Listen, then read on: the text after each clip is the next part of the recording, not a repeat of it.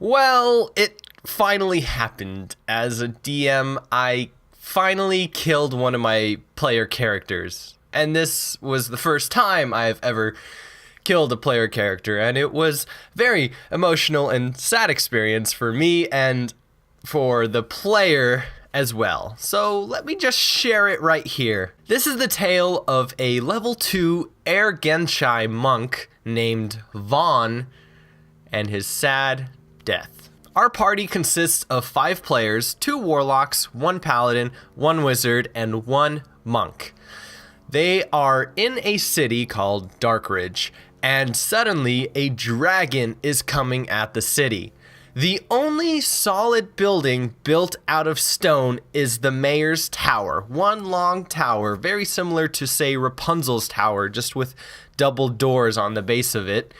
And the players, in order to seek refuge and to not get blown up by the dragon's fireballs, decide to head into the mayor's tower. They also had other objective goals to do inside the tower as well. So the way this tower is created is one long solid stone tower with just lots of floors going up, and they can clear floors on their way up. When the players got to the first floor, there's nothing too special about it, but the dragon, however, did shoot a fireball and it did hit the tower.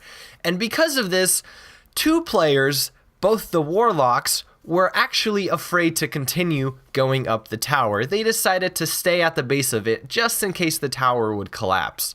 So 3 players move on to the second floor. There's 2 chests. The wizard loots 1 chest and finds the magic item. The monk, Vaughn, loots the other chest, which is the bag of holding. Then they proceed up to the next tower, or the next floor. This floor has caged animals inside it. The wizard decides to stay back and try to calm down and stabilize the animals, while Vaughn, the monk, and the paladin continue up to the 4th floor. So at this point, the party is relatively split up. 2 people on the 1st floor, 1 on the 3rd, and 2 on the 4th. As our heroes come up to the 4th floor, there are 2 chests. 1 is golden, 1 is brown. The paladin goes to the golden chest, and the monk goes to the brown chest. The monk opens his chest first, and the chest happens to be a mimic. And the mimic tries to go ahead and grab Vaughn, the monk, and it fails.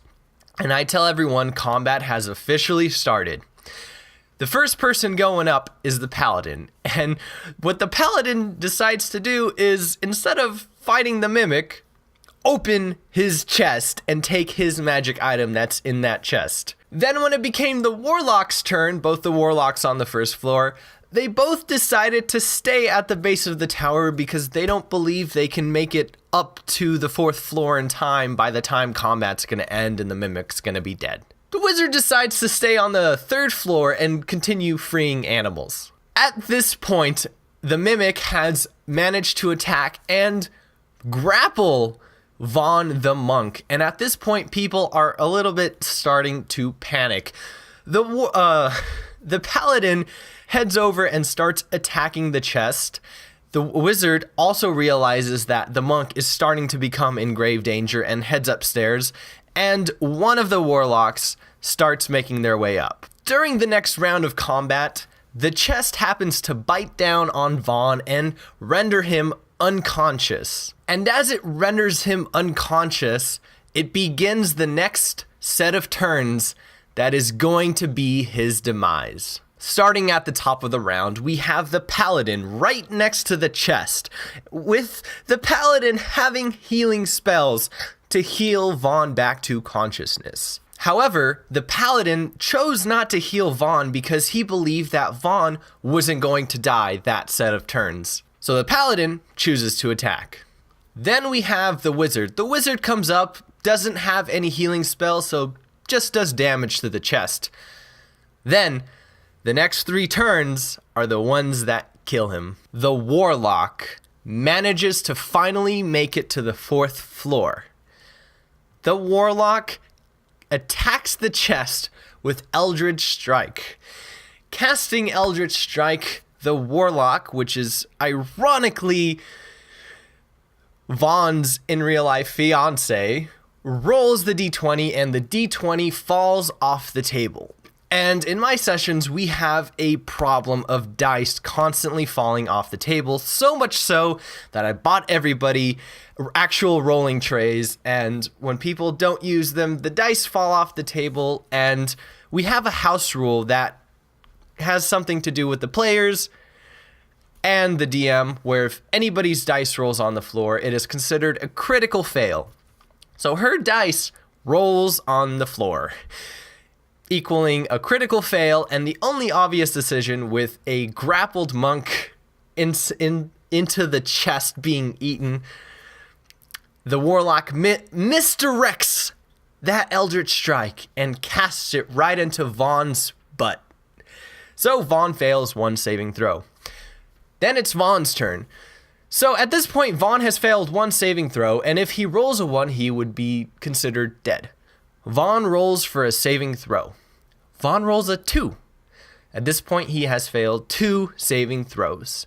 And as he ends his turn, it's the chest's turn, and the chest, who is biting down on Vaughn, bites down and splits him in half, dealing his final failed saving throw as Vaughn's upper half gets eaten into the mimic's chest and mouth, and the other half, his legs, just plopped onto the castle floor.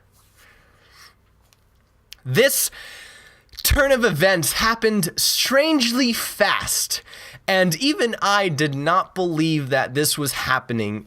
Everyone at the table was shocked, especially the player who was playing Vaughn.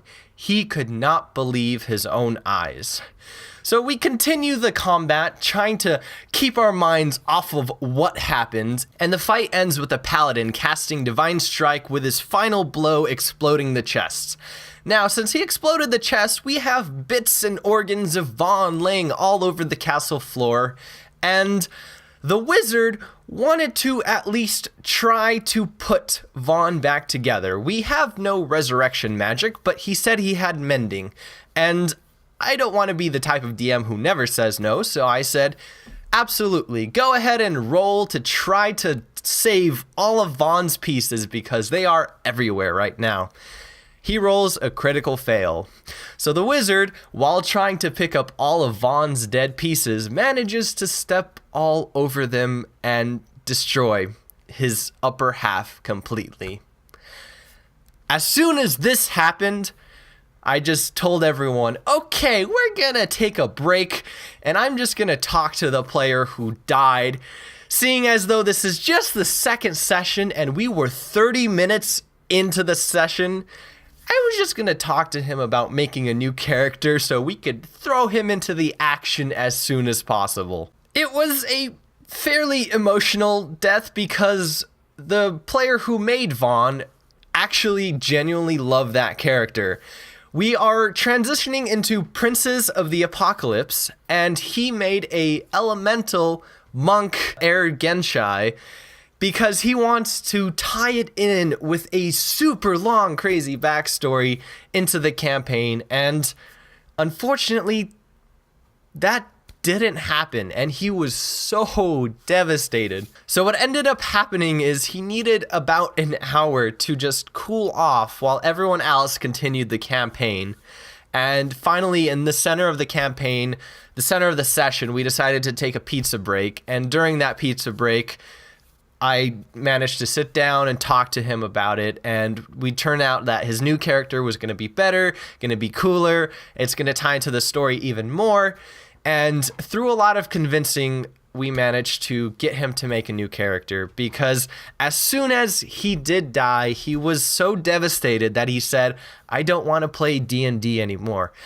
I don't want to play this session anymore because my character was so perfect to this story. And it broke my heart, and I'm so sad that all of this had to happen, but I'm the type of DM where the dice fall where they lay because that's what makes the game, instead of just storytelling at a table. And it's through this experience that I believe is what's going to mend the party together to get them to start working together, not splitting up, and stop being so greedy running off to collect their own loot. Because for this Princes of the Apocalypse campaign, I'm actually running 2 groups through this story, the exact same story, and there are very large differences to how they play, because the first group, they all attack the chest together and manage to defeat it easy, while the other group, the one with the dead monk, Vaughn, they were split up, and that's how the hard lesson was learned.